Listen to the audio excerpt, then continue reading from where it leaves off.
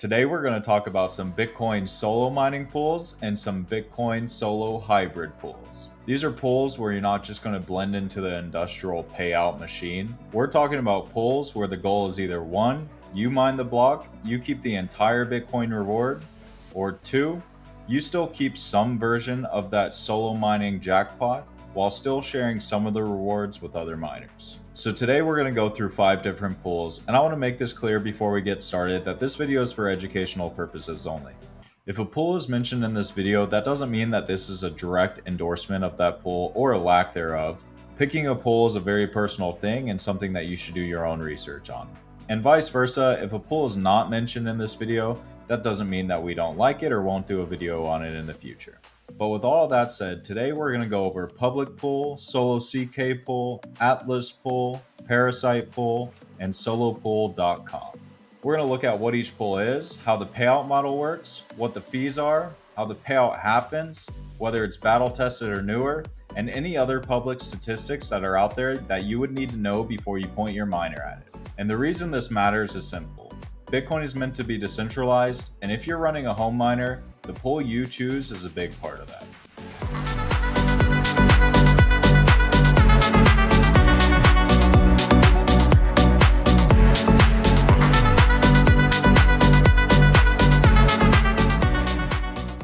Before we get into the pools, let's quickly and simply explain what Bitcoin mining actually is. Bitcoin mining is the process that secures the Bitcoin blockchain.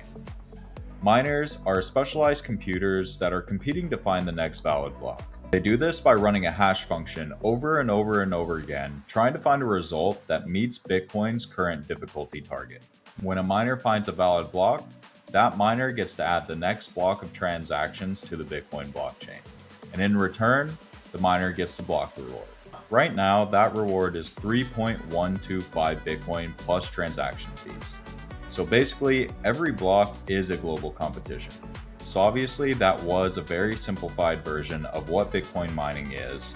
But if you are someone who wants a full technical breakdown of the ins and outs of how Bitcoin mining works, let me know, and if there's enough interest, I'll make a video on it. But the main thing I want you to get from this is that mining is not just about making Bitcoin. It's about protecting Bitcoin. It's how transactions get confirmed, it's how new blocks get added to the blockchain, and it's how the network stays permissionless. But since we've explained what Bitcoin mining is, now we're going to go over what a Bitcoin mining pool is. In its most simple form, a mining pool is a way for people to combine their hash rate. Remember that hash function that we talked about earlier? Hash rate basically is a measurement of how hard your miner is working to solve for that Bitcoin block.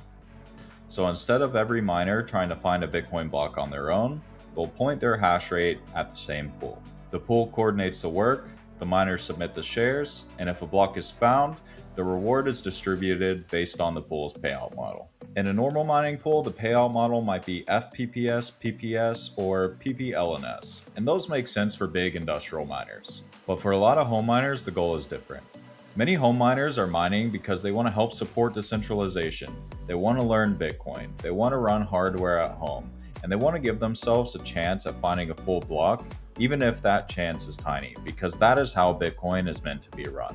And that's where solo mining pools come in. A strict solo mining pool does not split the reward with anyone else. You're using the pool's infrastructure, but you're still mining for yourself. So if your miner finds a block, you usually get the full reward minus the pool fee if the pool even has one. If your miner doesn't find a block, you get nothing. That's why some people call this lottery mining, but it also is the purest form of mining through a hosted pool. The next type of pools that we're going to go over today are hybrid pools.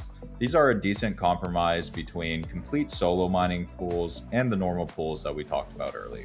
So instead of the block finder getting everything, the block finder gets a large fixed amount and then everyone else splits the rest. It's an interesting concept because it keeps the excitement of solo mining, but it also gives some people more of a reason to stick around.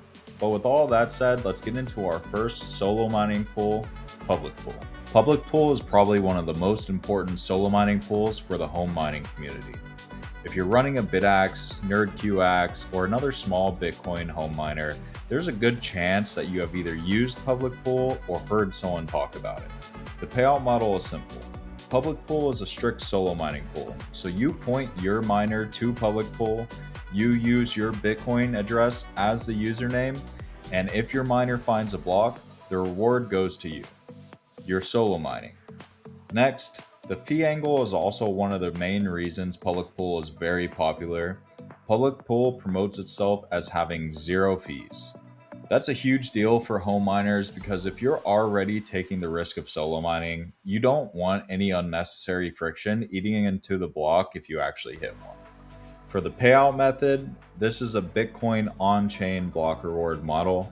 If your miner finds the block reward is assigned to your Bitcoin address. Now the part that makes public pool especially interesting is that it has a self-hosted route. Hosted public pool is very beginner friendly. Self-hosted public pool is the more sovereign option. That's where you're running the pool software with your own Bitcoin node, and it's a major decentralization upgrade. Because now you're not just sending your hash rate off to someone else's server, you're taking control of your own mining stack.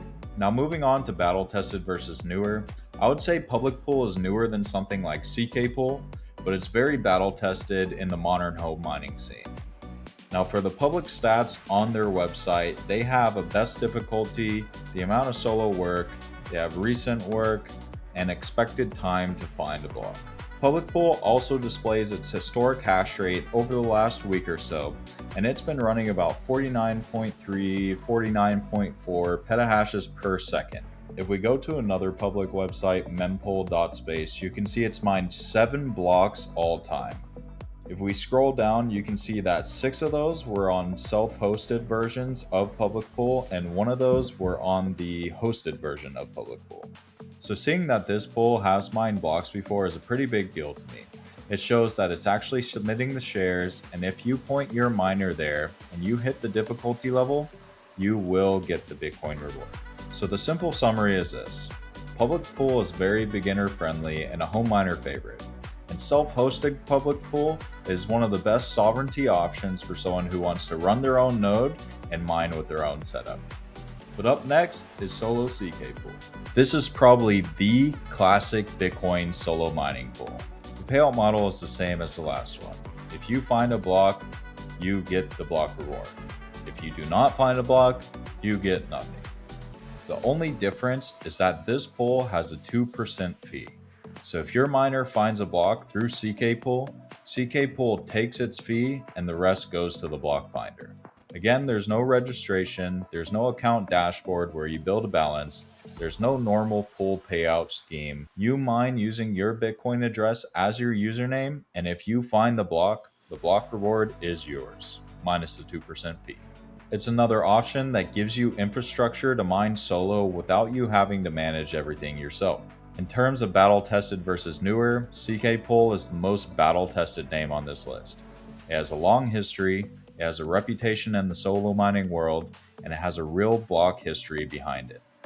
That's the strongest argument for CKPool. So as far as the public stats, it has uptime, its last update, average time to find a block, it has users and workers. If you scroll down a little bit, it has the shares since the last block found, it has shares per second. This is good because it shows that it's actually submitting shares. It has historical hash rate, a users and workers chart, a hash rate chart, and a shares per second chart. So now moving on to the mempool.space statistics, you can see that it's mined 303 blocks all time, which is no small feat. If we scroll down a little bit, we can see the historic hash rate and pool dominance all the way back until 2015. If you continue scrolling, you can see all the historic blocks that it has mined throughout the years. The last one being 1 week ago. This is where CKPool has such a strong story. When a solo miner hits a Bitcoin block, it becomes one of those legendary moments in Bitcoin history. And that's why CKPool matters so much. It has been the platform to do that for so many people over the years. But the next pool that we're going to talk about is AtlasPool. So just like the last two, the payout model for AtlasPool is pure solo. If your miner finds a block, you keep that block reward minus the pool fee. The fee for this pool is 1.5%. The payout method is on chain because this is a solo block reward model. and you configure your miner with your Bitcoin address. If your miner finds the block, the reward goes to the miner address minus the pool fee. The main pitch with AtlasPool compared to the pools that we've talked about is performance. Its pitch is we're fast, reliable, and globally deployed. AtlasPool uses global infrastructure and routing so miners can connect to nearby infrastructure with lower latency. And why does that matter? Because rejected shares are wasted work. If your miner finds work, but it gets rejected because of latency, connection problems, or stale shares, that's an issue. Now, share difficulty does not change your actual chance of finding a valid Bitcoin block, but rejected work means your miner spent electricity and time on work that did not count. Now, moving on to battle tested versus newer, AtlasPool is newer compared to either of the pools that we've talked about before, so I would not call it the most battle tested option, but it has very clear value proposition. As far as the public stats on their website, it has the pool hash rate, active users, active workers, best share, and estimated block time. If you scroll down, it has historical global hash rate, and then it has average hash rate by continent. Now, I tried to find the mempool.space page for AtlasPool, but I don't think there's going to be anything there yet because it has yet to mine a block. But the summary is this. AtlasPool is a great solo mining pool with fast global infrastructure. It's not the same as hosting your own node, but it's a strong solo mining pool nonetheless. But now, since we've gone over our 3 pure solo mining pools for the day, we're going to move on to hybrid pools. And Parasite Pool is the first one. Parasite Pool is one of the most interesting ideas in Bitcoin home mining. The payout model is the whole reason people talk about it. The block finder gets 1 Bitcoin, then the remaining block reward plus transaction fees gets distributed proportionally among the pool participants based on their contribution. So this is not a winner-take-all like the last pools we talk about, but it's also not a normal pool where the block finder is treated the same as everyone else. The miner who finds the block gets the real jackpot. That's why Parasite feels so different. It creates a reason for home miners to care about who actually found the block, and at the same time, everyone just gets paid according to the reward system. On top of this, Parasite has 0 fees as well. As far as the payout method, Parasite pays out through the Lightning Network.